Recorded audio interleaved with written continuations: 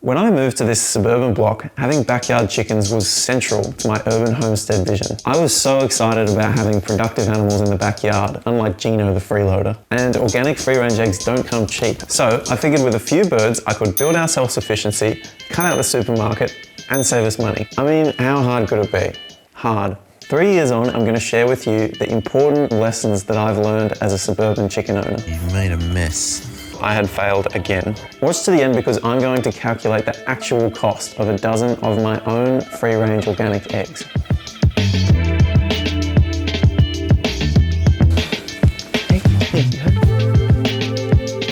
So we've got 8 chickens, and that's approximately the amount that our council allows us to have. But the 8 chickens that we've got now certainly aren't the same 8 chickens that we've had for the past 3 years. We have 2 breeds of chicken. We've got the Isa Brown, which is a commercial crossbreed, and we've got the Australorp, which is more of a heritage breed. You can spend a lot of money on chickens. You can buy chickens of all different shapes and sizes. It's the eye color, it's the feather quality, it's the wings, the feet, the toes, it's the whole package. But the main reasons that we have these chickens is that they're readily available in our area. They're both excellent layers and they're delicious. No, we don't raise our chickens to eat. People do raise Australorps for laying and eating, but for us, our chickens are much more valuable alive than they are on a plate.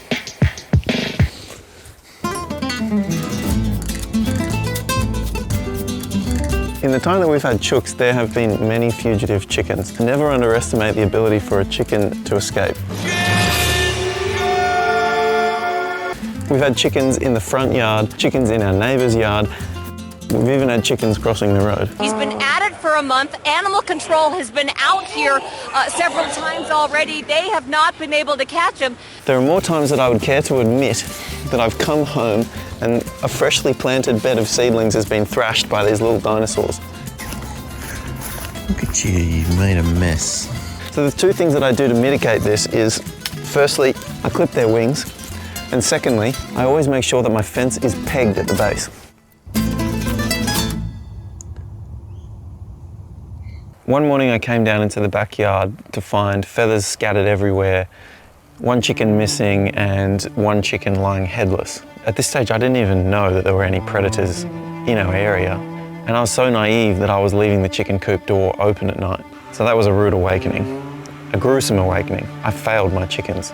And at that stage I thought it might have been a fox, but I hadn't seen anything. So after the first losses, I started locking up the chickens in the evening and letting them out every morning. But as you can imagine, having to wake up early and always being around in the evening got quite inconvenient, so I started experimenting with an automatic coop door that uses a light sensor. So that was going well, but then one morning I came down into the backyard, and this time I found 4 chickens missing, which I then eventually found in the neighbour's backyard, dead. I had failed again. So it was at this point that I realised that short of having a fully fox-proof enclosure that the chickens permanently reside in, I was going to need to wake up every morning and let them out and be around to lock them up at night. And thankfully that's what I did from then on, because one morning I did come down and I finally saw the fox.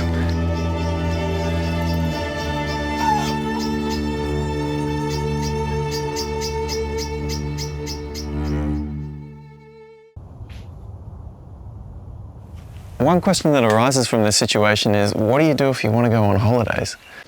But then I realised that I can actually convert my greenhouse into a temporary chicken enclosure just by replacing some of the polycarbonate panels with chicken wire. Recently we were able to put the chickens in here with food and water and leave them for 4 days. For longer holidays we can ask a family member or a friend. Don't make me beg. Rather than them having to come twice a day, they only have to come every 3 or 4 days. And then we can pay them in fresh eggs.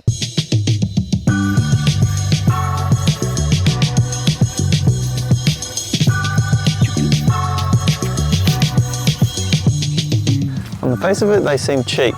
You can buy a chicken for $30 and then you've got yourself a little egg making machine. But if you're not careful, you can spend quite a lot of money on chickens. They need a coop, they need feed, they need fencing, they need fresh bedding, and if they get sick, then you may need to pay for treatment. So I find that you do have to be resourceful if you want to avoid them becoming expensive pets. I'm going to give you a breakdown of everything that I spend on my chickens per dozen eggs that I get from them. But first, here's a few things that I do to keep my costs down. two main ongoing costs are bedding and feed. Bedding is what goes in the bottom of the coop to catch all the manure, and it's quite an easy cost to eliminate in my opinion. There are usually ways to get access to free mulch. We can get as much free woody mulch as we want from our local transfer station, but what I actually usually use is hay. We have some council land at the bottom of our yard that is mowed fairly frequently, and if it hasn't been mowed, I just go out and cut some grass. In terms of feed, I buy a good quality organic feed, and personally I don't think it's worth compromising on the quality of your chook's feed.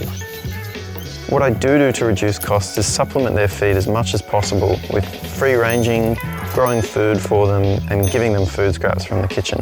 And the chickens are a lot happier and healthier for it. The final thing that I do is to make sure that they don't waste the feed by spilling it everywhere and then it getting eaten by pigeons or mice. This requires a good quality feeder like this one here.